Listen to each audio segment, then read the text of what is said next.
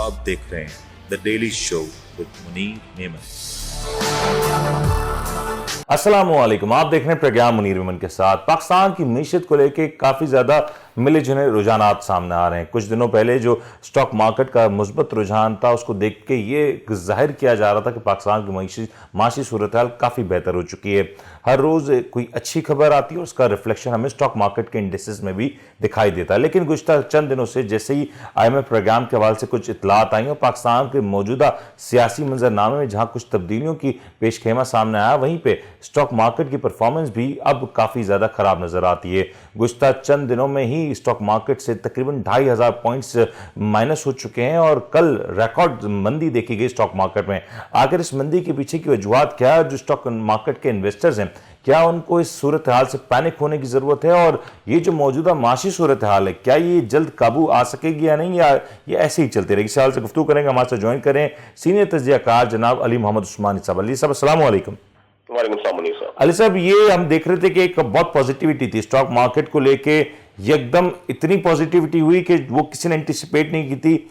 एक वक्त में मार्केट 47,000 48,000 के लेवल्स पे ट्रेड करते करते एकदम 65,000 के लेवल्स को क्रॉस कर जाती है और फिर सडनली इतना बड़ा ब्रेकडाउन आ जाता है। तो ये क्या ये फितरी था, नेचुरल था, या इसमें कुछ उजलत हुई है? देखिए, सबसे पहली चीज जो इस वक्त मार्केट को लेके जो 2 दिन से थोड़ी सी करेक्शन आ रही है, आज तो काफी मार्केट ने थोड़ा सस्टेन भी कर लिया। सबसे पहली चीज तो ये है कि बहुत ज्यादा इन चीजों के ऊपर हमारे यहाँ एक एनालिसिस होने लगता है कि इंटरिम सेटअप के दरमियान जो है वो गवर्नमेंट की परफॉर्मेंस बहुत अच्छी रही और डॉलर स्टेबल रहा और स्टॉक मार्केट की परफॉर्मेंस ने आउट क्लास परफॉर्म किया और इसी को जो है वो आगे ले जाके एक बेंचमार्क बनाया जा रहा है और उसी की बेसिस के ऊपर एक मफरूजा कर दिया गया कल जब स्टॉक मार्केट ने थोड़ा सा क्रैश कर ले, माइनर क्रैश कर ले, क्योंकि 5% से अबव का थोड़ा सा डिक्लाइन दिया उसने मार्केट ने। तो फौरन ही जो है, जो हमारे यहाँ एक एनालिस्ट थे, एनालिस्ट हजरात, तो मतलब जो ऑफिशियल एनालिस्ट हैं उनकी बात नहीं कर रहा, मगर हम जैसे जो बैठे हुए एनालिस्ट, उन्होंने काफी चीजों के अंदर एकदम से अप जाते हैं और एकदम से नीचे आते हैं। उसकी वजह से भी एक बहुत बड़ा पैनिक मार्केट के अंदर आता हुआ दिखाई दे रहा है। इन सारी चीजों को अगर आप बैलेंस्ड आउट करें तो ये देखें कि ये भी कहा जा रहा है कि इंटरिम सेटअप की वजह से जो है वो स्टॉक मार्केट की आउट क्लास परफॉर्मेंस हुई जी। जबकि एक चीज देखें कि जब से इंटरिम सेटअप आया, स्टॉक मार्केट 42,000 पॉइंट्स पे थी, उसके बाद 42-44 के अराउंड थी, आई थिंक सो। उसके बाद मार्केट ने तकरीबन 50% का जंप लिया अपसाइड की तरफ, राइट? अच्छा, अब मेरा सवाल ये पैदा होता है कि इंटरिम सेटअप बाय डिफॉल्ट हमारे कानून के तहत बहुत ज्यादा 3 महीने, 6 महीने, 8 महीने, ये तो मैं एक्सटेंडेड बता रहा हूँ ना, इसलिए आता है। इंटरिम सेटअप तो पूरी देर के लिए नहीं होता, आपको इलेक्शन करवाना होता है, फिर डेमोक्रेटिक सेटअप आता है आपके मुल्क के अंदर। इन डेमोक्रेटिक सेटअप्स के अंदर भी आप ये देखें कि जब PPP का दौर था और नवाज शरीफ साहब का भी एक दौर था, तो वो एक स्टेबल पॉलिसीज होती है जो 5 ईयर से रन करनी होती हैं, ठीक है? उनकी बेसिस के ऊपर भी स्टॉक मार्केट ने एक बेंचमार्क को, एक जो है वो अपर साइड लिमिट्स को एक मेंटेन करते हुए चलते थे। अब यहाँ पे एक इंटरिम सेटअप जिसकी एक मियाद के बारे में हम एक अंदाजा लगा सकते हैं कि इलेक्शन होंगे, नहीं होंगे, या ये इंटरिम सेटअप चलेगा या अपने मुद्दत पूरा कर लेगा और फरवरी में इलेक्शन हो जाएंगे, जबकि उसकी कोई सर्टेनिटी अभी उसके पास न्यूज नहीं है। और उसकी बेसिस के ऊपर स्टॉक मार्केट का 20,000 का इंक्रीज होना इनके सेटअप के आने के बाद, ये अल्टीमेटली कोई, मेरे अंदाजे के तहत इसका कोई लिंक, डायरेक्टली लिंक नहीं बनता गवर्नमेंट के इस इंटरिम सेटअप के साथ। सबसे पहली चीज तो इसको क्लियर आउट कर लें। सही है। जो कुछ पॉजिटिव चीजें आ रही हैं स्टॉक मार्केट्स के अंदर या इकोनॉमी के अंदर, वो ये आ रही है कि इस इंटरिम सेटअप ने, ठीक है, अपने एक रोल प्ले किया है डॉलर को स्टेबलाइज करने के लिए। हमारी करेंसी बहुत ज्यादा अब वॉलेटाइल और फ्लक्चुएट नहीं हो रही। सेकंड नंबर पे हमारा जो है वो इंपोर्ट्स के अंदर थोड़ी सी कुछ कमी आई है, एक्सपोर्ट्स थोड़ी सी बेहतर होना शुरू हुई है, इंडिकेटर्स कुछ बेहतर होना शुरू है पाकिस्तान के। इंटरनेशनल मार्केट्स में ऑयल प्राइसेस डिक्लाइन हुए हैं, हालांकि उसका भी मेजर इंपैक्ट आया नहीं पाकिस्तान के अंदर, क्योंकि हमारे यहाँ पेट्रोलियम रिव्यूज भी बढ़ाई जा रही हैं, 60 रुपीज के ऊपर करीब पर लीटर किया जा रहा है। But ultimately on end of ये तमाम कुछ एक मल्टीपल एक इफेक्ट हमारे पास डालने हैं, जिसकी वजह से, जो कि बहुत बड़ा इफेक्ट नहीं है, मगर इसकी वजह से एक इकोनॉमिक स्टेबिलिटी फिलहाल हमारे को आती हुई दिख रही है। सही। इस इकोनॉमिक स्टेबिलिटी के अंदर हम ये नहीं एक्सपेक्ट कर सकते कि बहुत आउट क्लास परफॉर्म कर रही है इकोनॉमी और जिसकी वजह से 50% मार्केट ने अपने आप को अपसाइड मूव कर लिया। सही।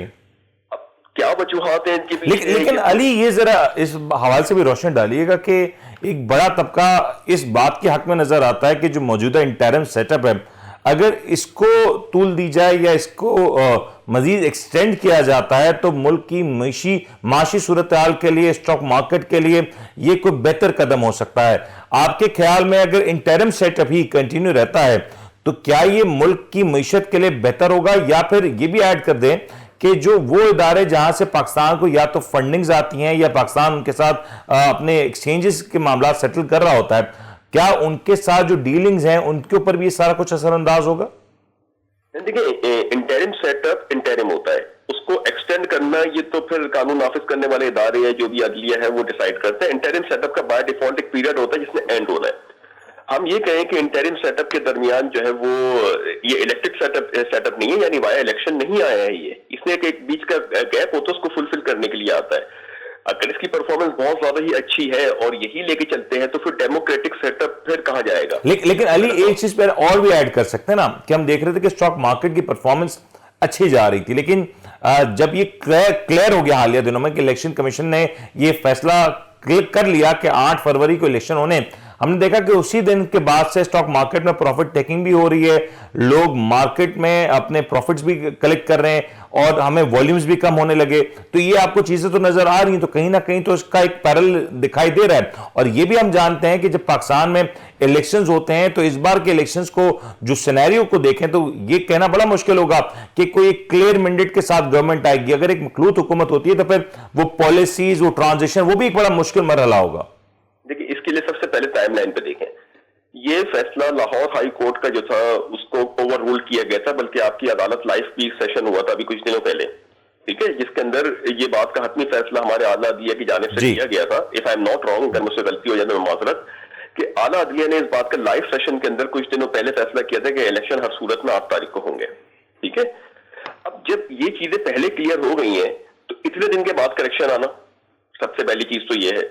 और फिर दूसरी चीज ये कि आपको और मुझे भी पता है कि कुछ फाइनेंशियल इंस्टीट्यूशंस होते हैं जो अपने एक फंड को इन्वेस्ट करते हैं स्टॉक मार्केट के अंदर, ये तो आपको भी पता है, मुझे भी पता है। और जब अच्छी प्रॉफिट टेकिंग हो रही होती है तो व्हाई डोंट दे, क्योंकि उनके पास तो इंडिविजुअल से ज्यादा बाइंग कैपेसिटीज होती हैं, तो वो भी एक प्रॉफिट टेकिंग करते हैं। और ये डेफिनेटली इसके अंदर मैं आपसे माजरत करता हूँ मेरे से मिस्टेक हो रही हो, क्योंकि मैं तो एक एनालिसिस कर रहा हूँ उसमें। ये जो 15 डेज, लास्ट 15 डेज होते हैं, क्योंकि आपका जो 25 दिसंबर है वो भी आई थिंक कोई हॉलीडे वाले दिन आ रहा है, फिर उसके बाद ईयर एंड भी आपका वैसे ही आ रहा है ये, तो ये जो तमाम तर चीजें हैं इस दौरान, क्योंकि सैटरडे संडेज ऑफ होते हैं, तो अब वो जो फाइनेंशियल इंस्टीट्यूशंस होते हैं उनका ईयर एंड भी होता है ये 31 दिसंबर। तो अब उनके पास अगर कोई प्रॉफिट टेकिंग की जगह है और उनके पास एक अच्छे प्रॉफिट रियलाइज हो रहा है तो why don't they realise that profit? अब उनके प्रॉफिट रियलाइजेशन की बेसिस के ऊपर। लेकिन अली ये हमारी मार्केट की एक पार्टिसिपेशन लेवल्स को भी तो बताता ना कि अगर हमारी मार्केट का पार्टिसिपेशन लेवल इतना लो है कि थोड़ा सा अगर सेलिंग होती है तो हमारी मार्केट में पैनिक सेलिंग नजर आती है। एकदम एक ऐसी मार्केट जो इतने अरसे से स्लो डाउन थी उसका इतना अच्छा परफॉर्म कर जाना, फिर एकदम हम ये देखें कि उसके एक ही दिन में 2800 पॉइंट्स की कमी हो जाना, तो यहां पे कहीं ना कहीं कुछ एरियाज तो हैं जिनको आइडेंटिफाई करना जरूरी होगा।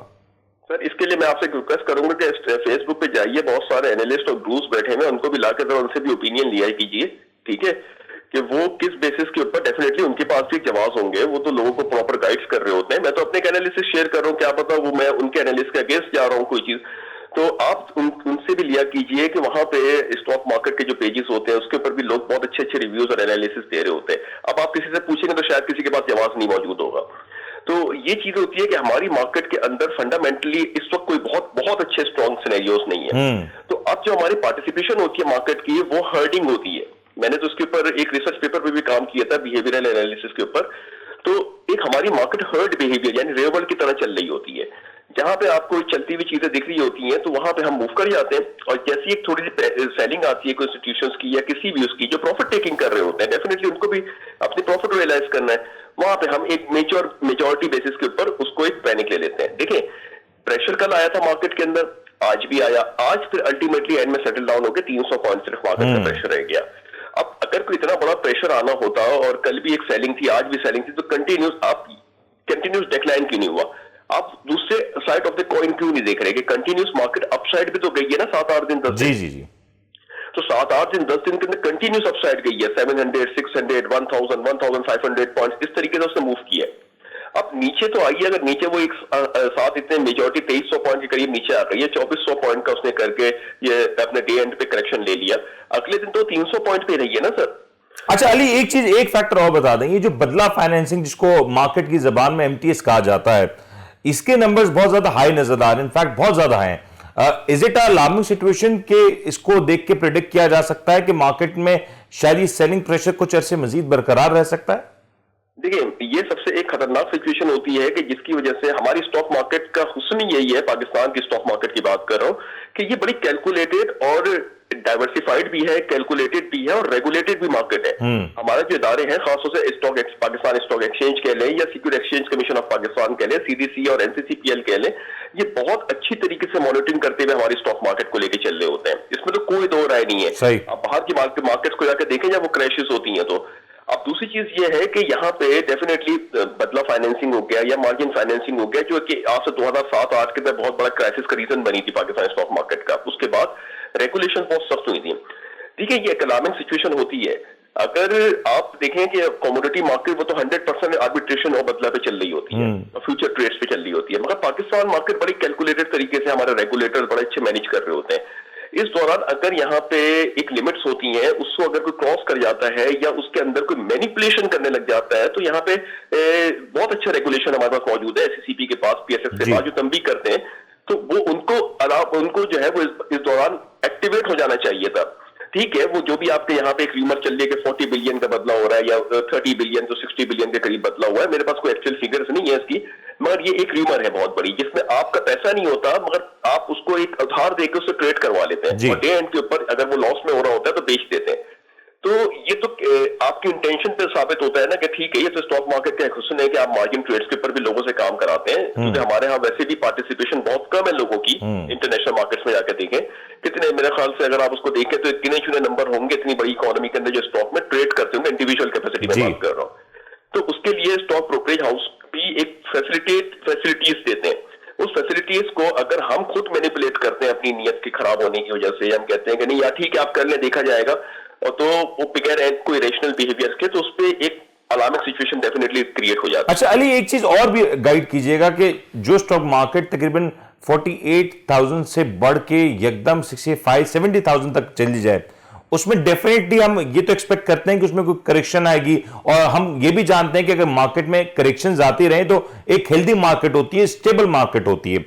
एज ऑफ नाउ जो मार्केट में हमने देखा कि 1-2 दिन मंदी रही, और फिर जो खबरों का जो जिस अंदाज से आ रही है, आपको लगता है कि ये जो कुछ हो रहा है ये एक हेल्दी मार्केट का साइन है, या हम शायद मार्केट ओवरबॉट हो चुकी थी जिसको मार्केट कहीं ना कहीं सेटल इन कर रही है? अब देखिए, दोनों कंडीशंस थी कि जब हम इसको ट्रेड को हम देख रहे थे ना पिछले कुछ हफ्तों से, तो उन ट्रेड्स के ना मार्केट ऑलरेडी डे करेक्शन करते हुए जा रहे थे, बहुत अच्छा, मतलब अगर आप इसको कहें कि margin trades ups and downs दोनों देखे जा रहे थे, मतलब रेगुलर बेसिस पे, ऐसा नहीं कि पूरा अपर कैप लग के मार्केट खरीदी या पूरी, उसके अंदर करेक्शन डेली बेसिस पे आ रही थी, ऐसे कोई वो नहीं है। तो चाहे बदला पे काम हो रहा हो, मार्जिन फाइनेंस पे काम हो रहा हो, थोड़ा बहुत तो लिवरेजेस हमारे पास होते हैं। अगर मैनिपुलेशन होती है तो डेफिनेटली यहाँ पे रेगुलेटर्स बैठे हुए उन चीजों पे कमेंट करने के लिए, और वो इन चीजों को बेहतर जानते हैं मुझसे। बट अगर ऐसा कुछ हुआ है तो वो रेगुलेटर्स इस चीज के ऊपर कोई एक्शन लेंगे डेफिनेटली। बट सवाल ये पैदा होता है, एक्शन लेंगे, लिया क्यों नहीं? क्योंकि ये तो हम बिहेवियर देख रहे हैं पिछले 4-5 महीने, 3-4 महीने से, ठीक है, वो बहरहाल उनके ऊपर डालते हैं हम ये चीजें। दूसरी चीज ये होती है कि जब हम मार्केट को बढ़ते हुए देख रहे थे तो बहुत सोफिस्टिकेटेड तरीके से मार्केट्स में ट्रेड हो रही थी। मतलब मैं इसको नेगेटिव नहीं कह रहा, मैं कहता हूँ बहुत अच्छे तरीके से हम डे एंड पे करेक्शंस भी देते हुए होते हुए देखते थे, मार्केट एक एंड पे सेटल होती थी और डेली बेसिस के ऊपर अप एंड डाउन वॉलेटिलिटी दिखाती थी। ये एक स्टॉक मार्केट की परफॉर्मेंस है। अब मगर बीच में जो है एक बहुत ज्यादा अपसाइड होने के बावजूद, इतनी वॉलेटिलिटी के बाद, अगर वो 64-65,000 के करीब अप्रोच हो गई है तो थोड़ा बहुत करेक्शन तो बनता है ना सर। अगर ये उस लेवल पे भी आ जाए जिस लेवल के ऊपर, मैं बहुत बड़ा पैनिक नहीं क्रिएट कर रहा सर, सॉरी, उसको नेगेटिव वे में नहीं लेके जाइएगा, मैं एनालिसिस बता रहा हूँ कि इंटरिम सेटअप के स्टार्ट के दौरान अगर जो मार्केट थी, अगर उससे 6-7,000 पॉइंट अगर अबव भी रहती है तो इट्स फेयर इनफ सर।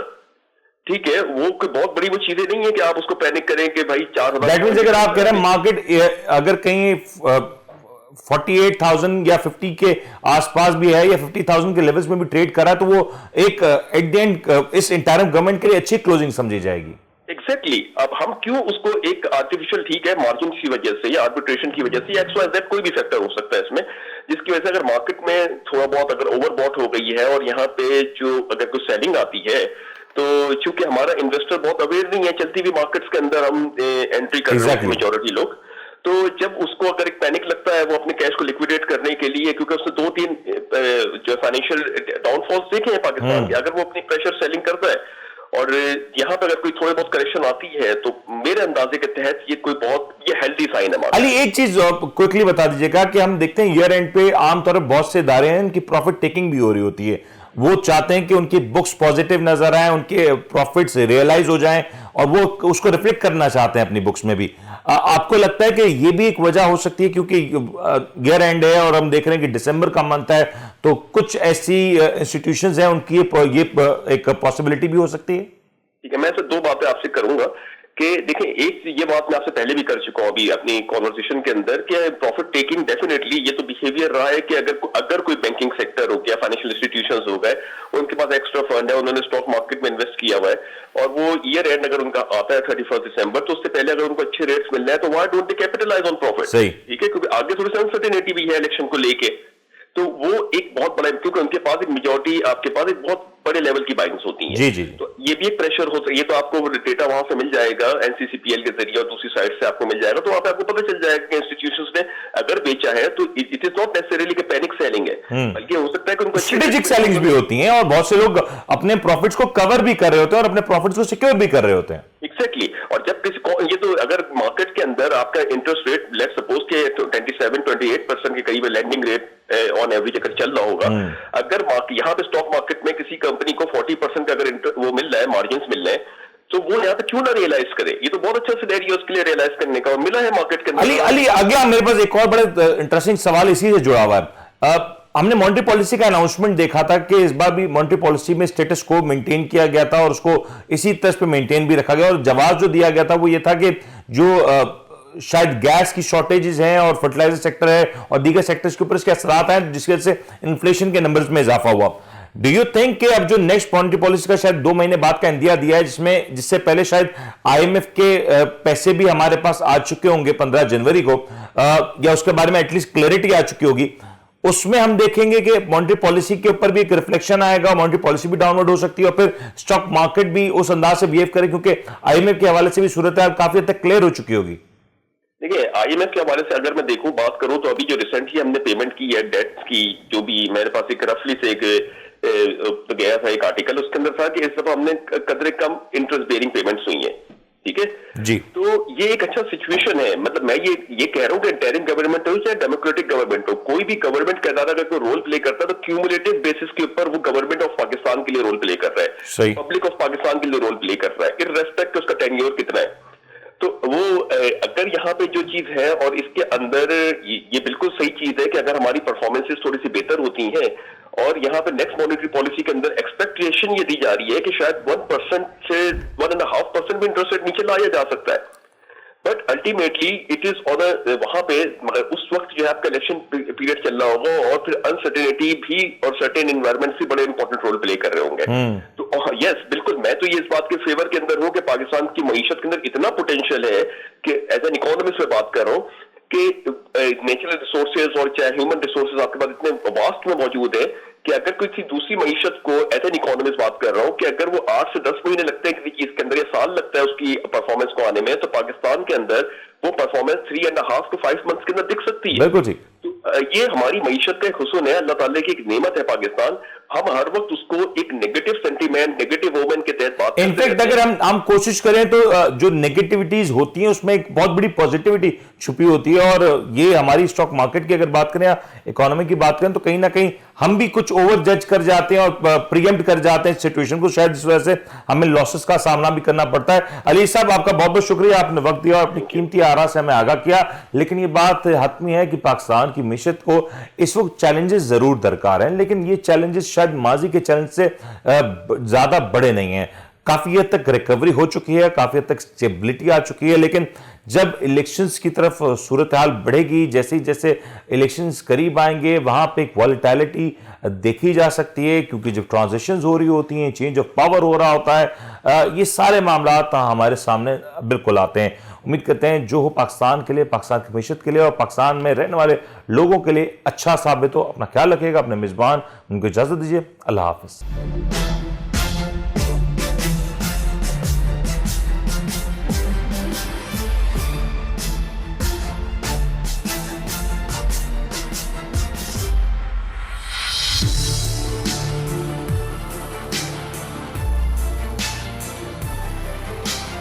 आप देख रहे हैं the daily show with Munir Memon.